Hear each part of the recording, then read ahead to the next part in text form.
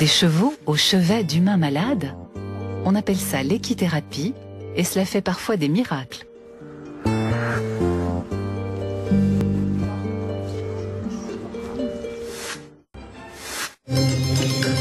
Et maintenant, étudions de près l'extraordinaire faculté qu'a le cheval de guérir certains humains.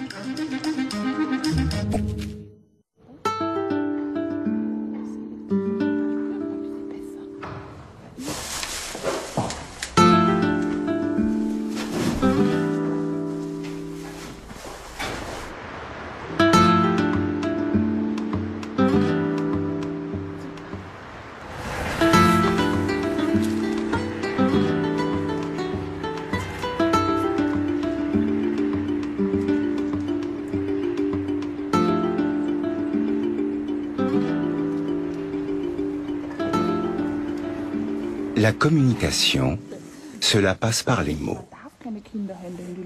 Et pourtant, les premiers mois de notre vie, nous savons très bien nous en passer. Nous comprenons nos parents et eux nous comprennent sans avoir à se parler. Les chevaux communiquent de la même façon. Une faculté à la base de l'équithérapie, pratiquée par l'association Emotion de Vienne. Nous avons mené des études qui nous ont permis de constater que les chevaux perçoivent et réagissent à de nombreux signaux dont nous n'avons même pas conscience. Cela montre qu'ils utilisent un mode de communication différent de celui considéré comme la norme par notre société. Ils sont capables d'établir un véritable contact avec l'homme de façon non verbale.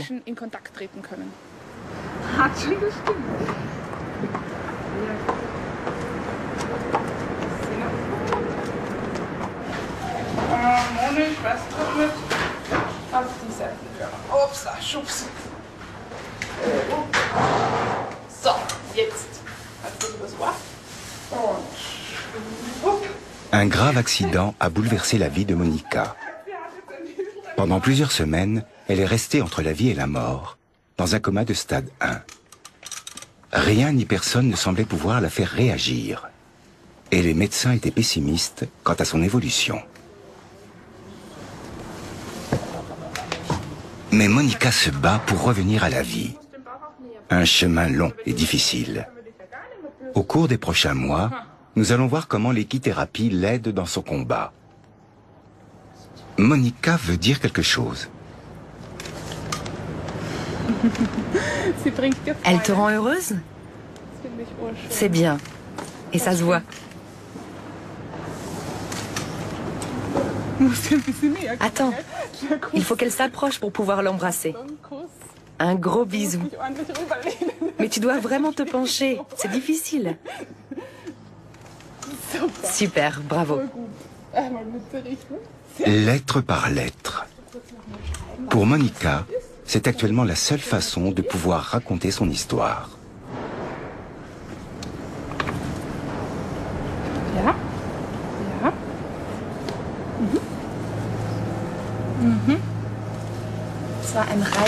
C'était un accident de cheval.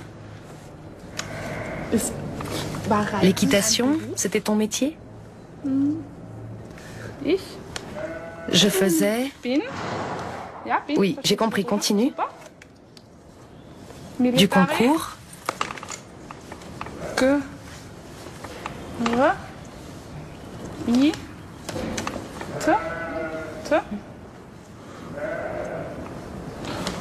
Complet?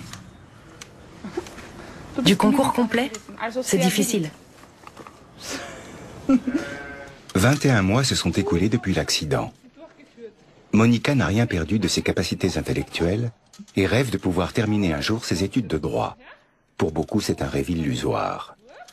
Quand la parole vous manque, on vous sous-estime souvent. Le cheval, lui, n'a aucun préjugé. Il devine ce que Monica veut et ressent, rien qu'à son langage corporel. Voir qu'un si grand animal s'intéresse à lui, cela pousse le patient à se battre pour améliorer sa concentration ou sa coordination. Il faut savoir qu'après un tel coma, il faut tout réapprendre, comme un bébé. Avaler, respirer, rester assis, contrôler chaque mouvement. Grâce à l'échange subtil qu'il crée avec le patient, le cheval permet de relancer ce processus d'apprentissage, ce qui aide à la guérison. Mais comment fonctionne exactement cette guérison? Et surtout, comment en apporter la preuve scientifique? Roswitha Zink et ses collègues se penchent sur la question depuis des années. Roswitha est responsable de l'association d'équithérapie Emotion. En plus des nombreuses formations équestres qu'elle a suivies, elle est aussi éducatrice spécialisée, biologiste et psychologue. L'approche scientifique et la recherche la passionnent autant que les chevaux. Pour comprendre le secret de la guérison avec les chevaux, Roswitha et ses collègues ont mis en place un véritable protocole d'étude de l'équithérapie.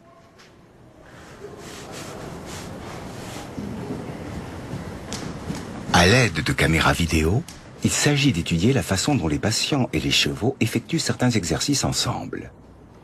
Objectif premier, décoder le mécanisme de la communication entre l'homme et le cheval.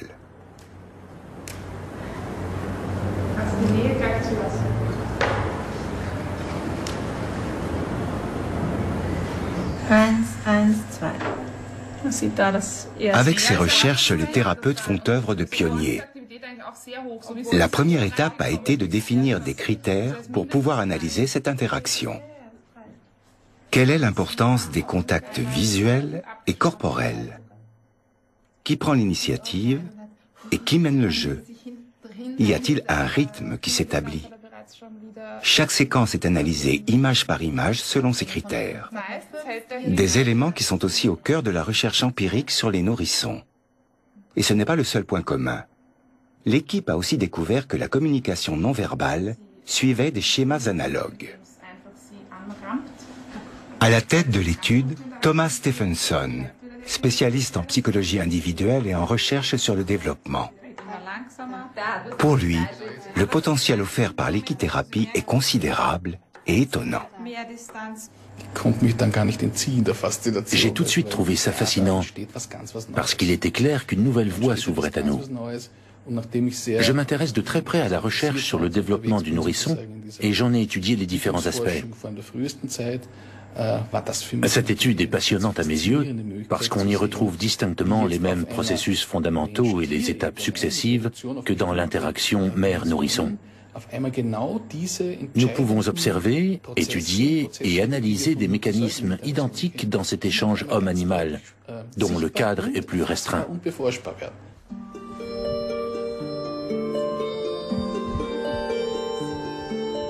Julie est venue au monde avec un cancer. Elle a été opérée, mais suite à un manque d'oxygène, elle est tombée en coma de stade 1. Depuis quelques semaines, ses parents l'emmènent au contact des chevaux. Une entreprise lourde avec un bébé aussi gravement atteint. Mais ils ont déjà l'impression que cette thérapie aide Julie. Ses muscles très contractés se détendent. Elle perçoit le souffle du cheval et y accorde sa propre respiration. Encore plus encourageant, elle recherche le contact visuel et commence à jouer avec sa langue. Des pas de géant pour un bébé dans son état.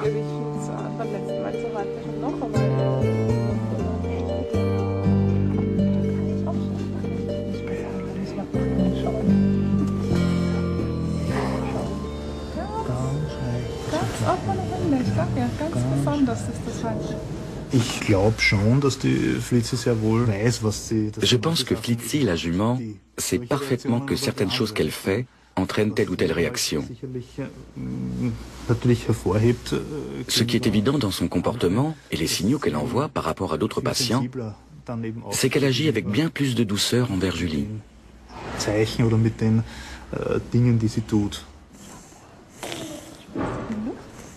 Félicie, que tous ici appellent Flitzy, consacre toute son attention et toute sa concentration au petit être.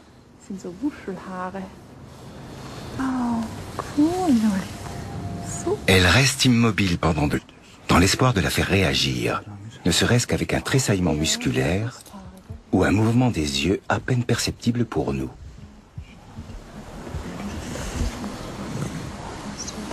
Flitzy sent que Julie dispose de moyens très limités pour communiquer. Elle fait donc encore plus d'efforts pour parvenir à une interaction. D'abord en étant patiente, elle reste longtemps dans une même position, ce qu'elle ne fait pas d'habitude. En général, elle recherche plus activement le contact. Ensuite, elle montre un grand respect. Pour s'approcher, elle attend toujours mon ordre. Elle n'envoie pas de signaux de sa propre initiative. Tout cela montre qu'elle a un rapport très particulier avec Julie.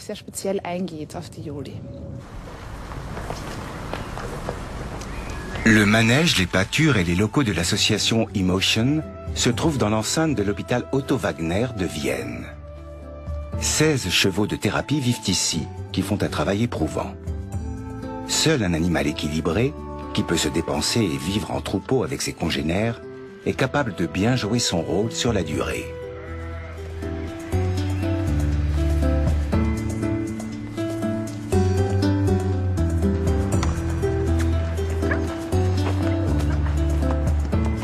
Les demandes de prise en charge dépassent largement les capacités de l'association. 400 patients sont accueillis chaque année, la plupart pour une période de 2 ans. À cela s'ajoute la longue et exigeante formation des futurs chevaux de thérapie.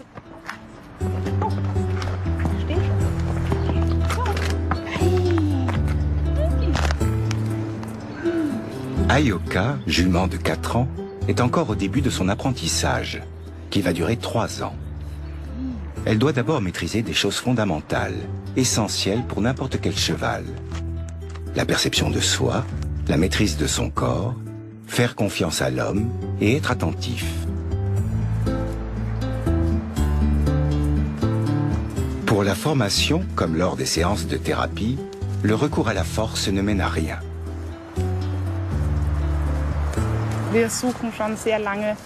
Il faut chercher longtemps avant de trouver un cheval adapté, qui s'intéresse beaucoup aux humains.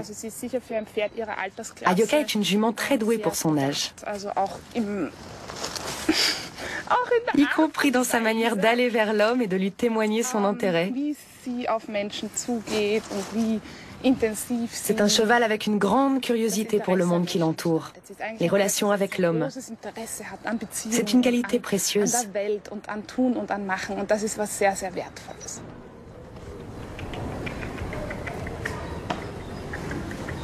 La formation implique aussi de se familiariser avec les objets. Ayoka doit connaître tout ce qu'elle rencontrera dans son futur travail.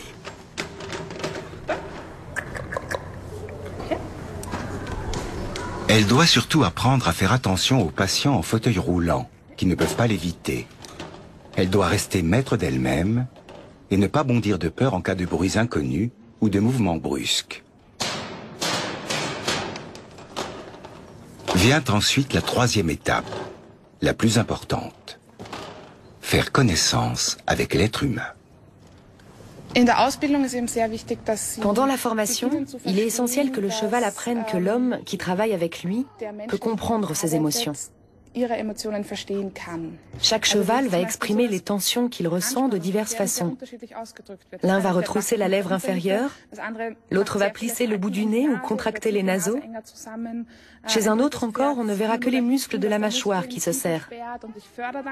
Moi, je suis là pour apprendre au cheval à montrer encore plus clairement ses humeurs, s'il est triste ou plein d'énergie et de joie de vivre. Les chevaux, eux, apprennent à nous comprendre grâce à un modèle, une personne de référence. Pendant 3 ans, ils vont la découvrir dans presque tous ses états émotionnels. Lors des entraînements, je suis parfois énervée, parfois triste, parfois joyeuse et capable de déplacer des montagnes. Parfois aussi, je suis en colère parce que ça ne marche pas. Donc je perds patience. Par mon intermédiaire, le cheval apprend à quoi ressemblent les émotions chez l'homme.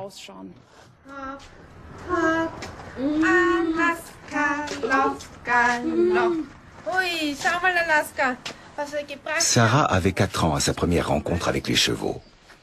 À l'époque, elle vivait repliée sur elle-même, sans le moindre mot ni le moindre regard pour le monde extérieur. Elle avait bien trop peur des gens et de toutes leurs émotions